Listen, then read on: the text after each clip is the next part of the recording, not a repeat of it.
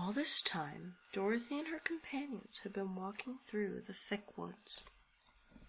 The road was still paved with yellow bricks, but these were much covered by dried branches and dead leaves from the trees, and the walking was not at all good. There were few birds in this part of the forest, for birds love the open country where there's plenty of sunshine, but now and then there came a deep growl from some wild animal hidden among the trees. These sounds made the little girl's heart beat fast, for she did not know what made them. But Toto knew, and he walked close to Dorothy's side, and did not even bark in return. "How long will it be," the child asked of the Tin Woodman, "before we are out of the forest?" "I cannot tell," was the answer, "for I have never been to the Emerald City. But my father went there once, when I was a boy, and he said it was a long journey through a dangerous country. Although nearer to the city where Oz dwells, the country is beautiful. But I am not afraid, so long as I have my oil can, and nothing can hurt the Scarecrow, while you bear upon your forehead the mark of the Good Witch's kiss, and that will protect you from harm." "But Toto," said the girl anxiously, "what will protect him?" "We must protect him ourselves if he is in danger," replied the Tin Woodman. Just as he spoke, there came from the forest a terrible roar, and the next moment a great lion bounded into the road. With one blow of his paw, he sent the Scarecrow spinning over and over to the edge of the road, and then he struck the Tin Woodman with his sharp claws. But, to the lion's surprise, he could make no impression on the tin, although the Woodman fell over in the road and lay still. Little Toto, now that he had an enemy to face, ran barking toward the lion, and the great beast had opened his mouth to bite the dog, when Dorothy, fearing Toto would be killed, and heedless of danger, rushed forward and slapped the lion upon his nose as hard as she could while she cried out, "Don't you dare to bite Toto. You ought to be ashamed of yourself. A big beast like you to bite a poor little dog." "I didn't bite him," said the lion as he rubbed his nose with his paw where Dorothy had hit it. "No, but you tried to," she retorted. "You are nothing but a big coward." "I know it," said the lion, hanging his head in shame. "I've always known it, but how can I help it?" "I don't know, I'm sure.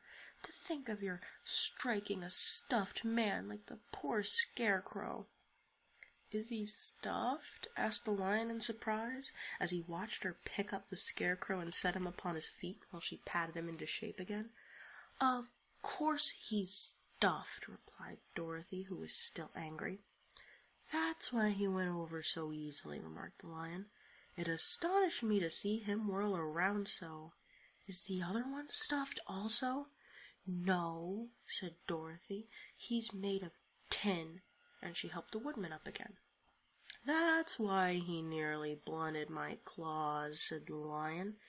"When they scratched against the tin, it made a cold shiver run down my back. What is that little animal you are so tender of?" "He is my dog, Toto," answered Dorothy. "Is he made of tin or stuffed?" asked the lion. "Neither. He's a meat dog," said the girl. "Oh, he's a curious animal, and seems remarkably small now that I look at him. No one would think of biting such a little thing, except a coward like me," continued the lion sadly.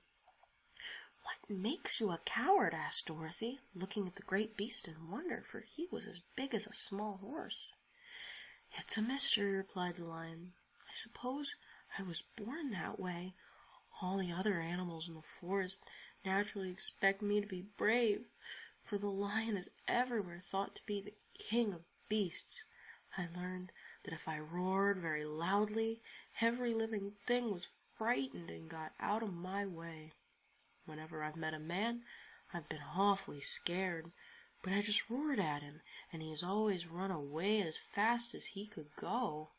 If the elephants and tigers and bears had ever tried to fight me, I should have run myself. I'm such a coward. But just as soon as they hear me roar, they all try to get away from me, and of course I let them go."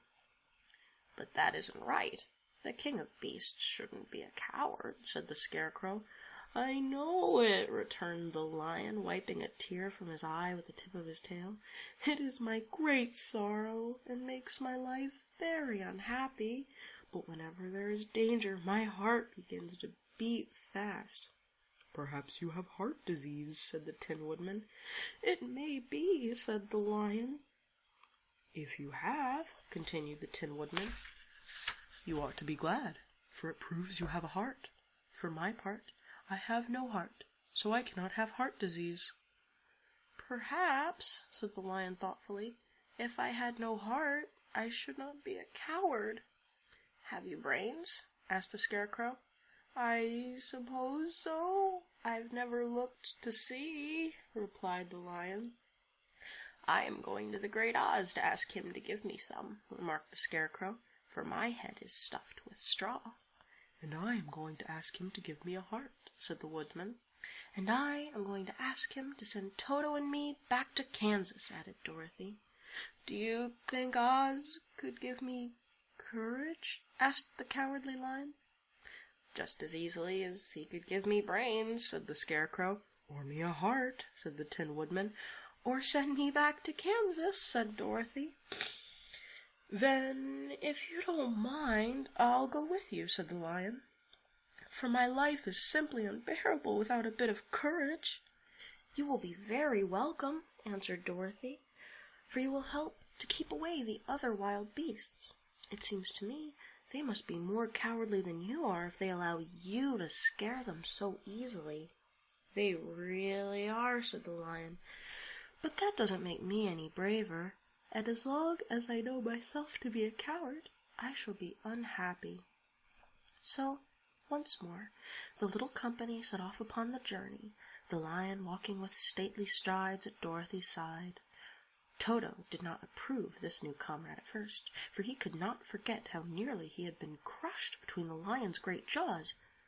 But, after a time, he became more at ease, and presently Toto and the Cowardly Lion had grown to be good friends. During the rest of that day, there was no other adventure to mar the peace of their journey.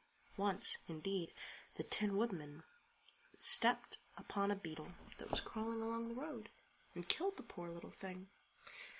This made the Tin Woodman very unhappy, for he was always careful not to hurt any living creature, and as he walked along, he wept several tears of sorrow and regret.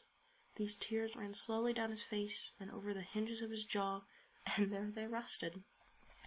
When Dorothy presently asked him a question, the Tin Woodman could not open his mouth, for his jaws were tightly rusted together. He became greatly frightened at this, and made many motions to Dorothy to relieve him, but she could not understand. The Lion was also puzzled to know what was wrong, but the Scarecrow seized the oil can from Dorothy's basket and oiled the Woodman's jaws, so that after a few moments he could talk as well as before. "This will serve me a lesson," said he, "to look where I step, for if I should kill another bug or beetle, I should surely cry again, and crying rusts my jaws so that I cannot speak."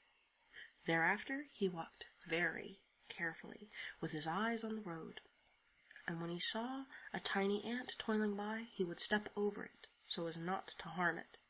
The Tin Woodman knew very well he had no heart, and therefore he took great care never to be cruel or unkind to anything. "You people with hearts," he said, "have something to guide you, and need never do wrong.